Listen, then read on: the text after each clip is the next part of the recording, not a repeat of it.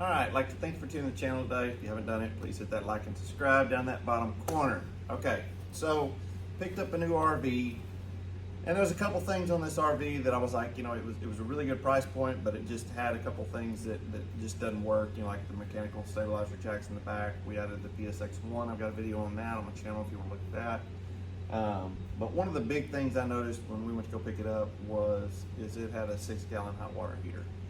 So if you're going to lift your RV and it's got a door that's about a 15 by 15, the 18-inch doors are the 10 gallons.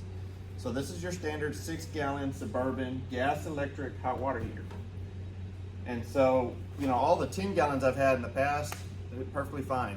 You run the gas and the electric when you're showering, and the recovery time of that heating back up, for the kids to take showers.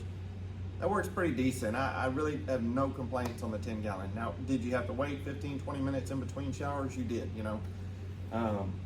So I got to looking at it, and if I was gonna upgrade to a 10, I was gonna have to get the jigsaw out and cut a bigger hole. Well, you can see they've studded out right there.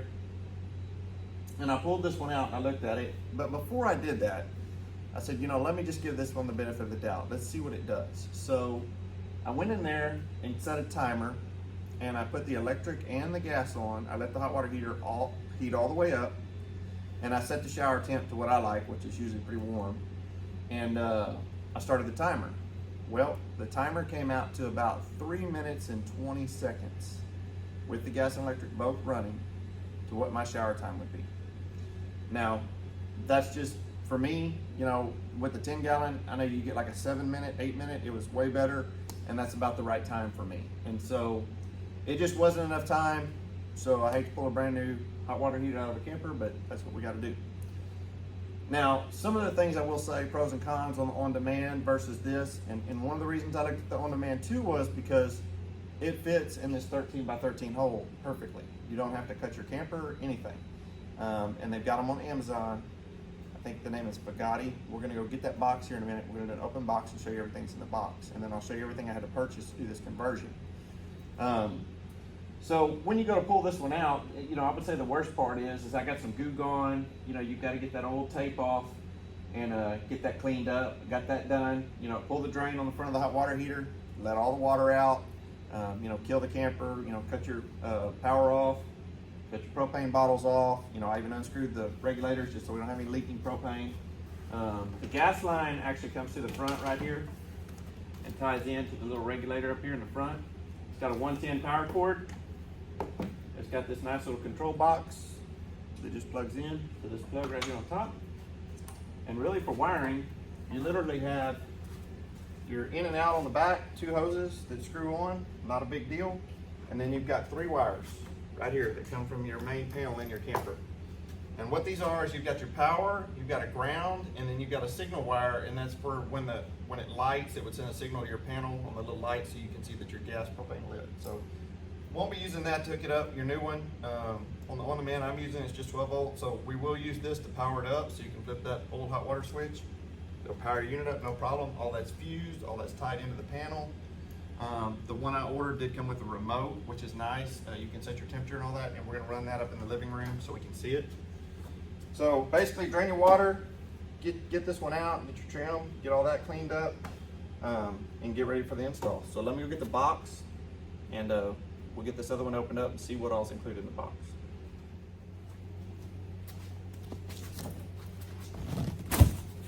Okay, I'll bring everything up to the table as we get it out of the box. That way everybody can kind of see, because I was watching videos kind of wanting to know what all you needed, and nobody really showed exactly what was in the box. Some say there's screws, some say there's not, so got to get every little detail of what's in here for y'all. Okay, kind of show y'all the back of the unit right there. Got the wires coming out, your inlet, outlet, and then your gas on this other side.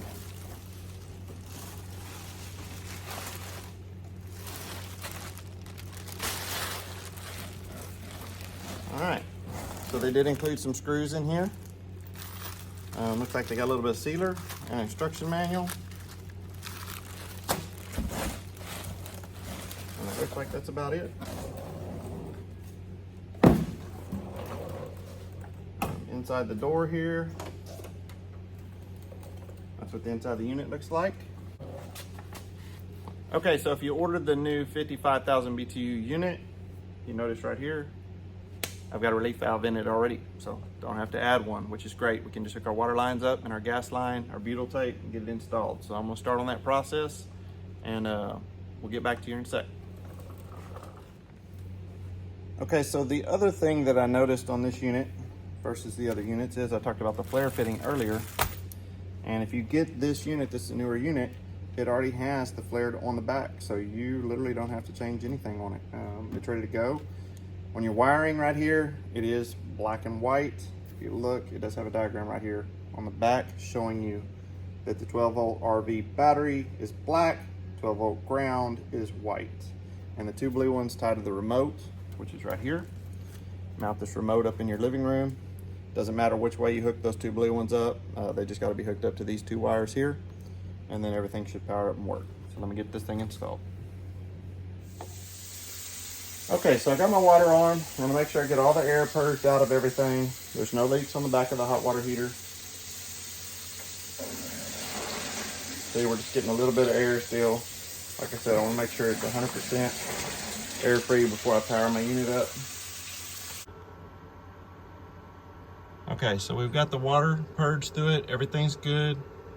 We're gonna go ahead and I turned the gas on. I soap checked the line. No bubbles. We're good there.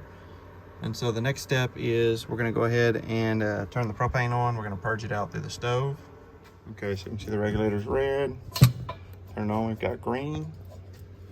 Okay. Go ahead in here. We wanna go ahead and light the stove.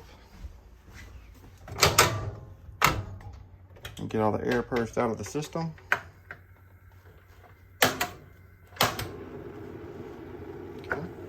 Got another one.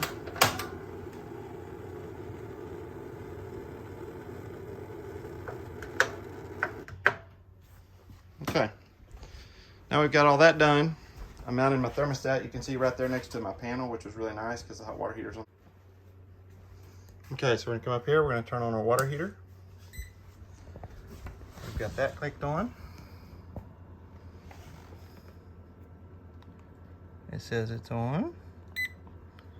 Okay, we're gonna turn that to Fahrenheit.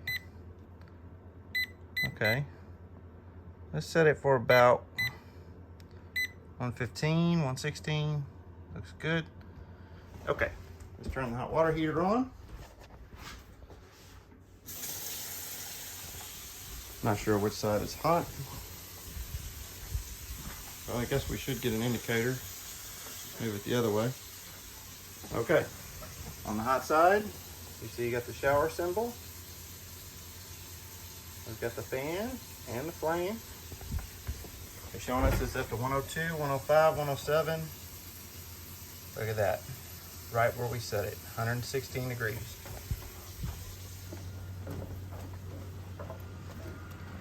Can't even hear this unit running. It's so quiet.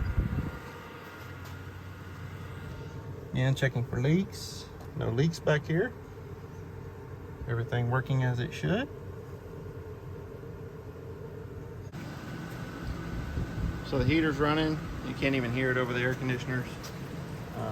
One of the things I did is I put some PEX fittings on there and got rid of that plastic stuff. I just don't like the plastic with O-rings. I don't really have to worry about that leaking. So. All right, thank you for watching the video. Super excited. This thing works amazing. You turn the water on, it's there. I mean, the hot water is instant. This thing kicks on, it's fast. You know, I've even tried to variate it from cold to hot, and it seems to hold temperature pretty good.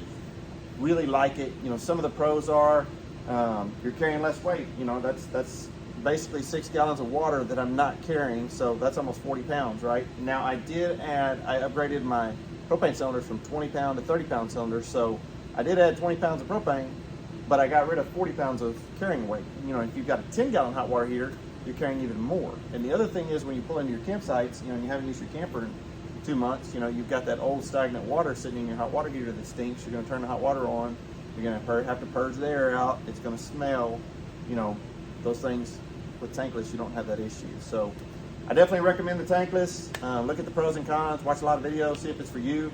This Suburban one, You know, in the beginning of the video, I don't know if I'll put that on or not. You know, I had to buy a relief valve, manifold, I bought screws, I bought all this stuff, gas fittings, because I thought I needed it. If you buy the 55,000 one, like we saw earlier, it already has the relief valve built in, and it already has the number 6 flare for gas on the back side. So it's ready to go. You literally hook your lines up, put it in, put the screws in. The only thing I really needed was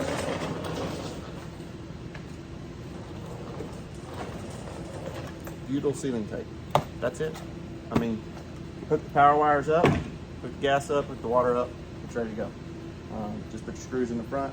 So anyway, if you like the video, please hit like and subscribe on it. We'll catch you on the next one.